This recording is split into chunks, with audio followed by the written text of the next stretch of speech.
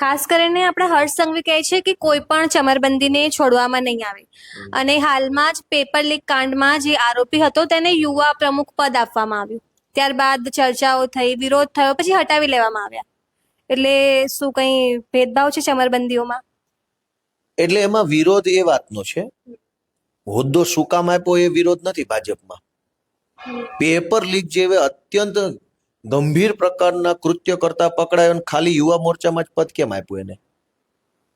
એના ગુનાની ગંભીરતાના પ્રમાણમાં તો હોદ્દો પ્રદેશમાં આપવો જોઈએ એને બદલે યુવા મોરચામાં નાખ્યો. એમાં નારાજગી થઈ છે કે અમે આટલા કાંડ કરીએ, પેપર લીક કરીને આપીએ તમને, આટલું તમે કયો એવા હલકા પ્રકારના ધંધા કરીએ, તમે અમને માત્ર યુવા મોરચામાં હોદ્દા આપો છો.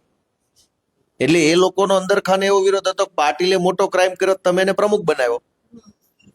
બીજા બધા જેવડો ક્રાઇમ કરે એવડો હોદ્દો આપો છો, અમે આવા હલકા ધંધા કરીએ અમને નાનો હોદ્દો કેમ?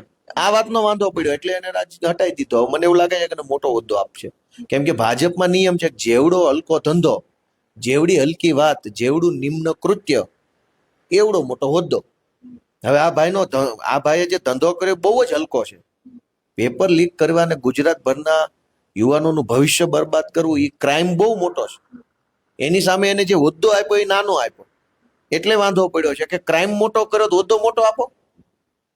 બીજા બધા મોટા મોટા બુટલેગરો, લુખાઓ, તોડબાજો ને મોટા હોદ્દા આપે છે, તો આને કેમ નાનો આપ્યો? આ વાતનો એને વાંધો પડ્યો ભાજપમાં.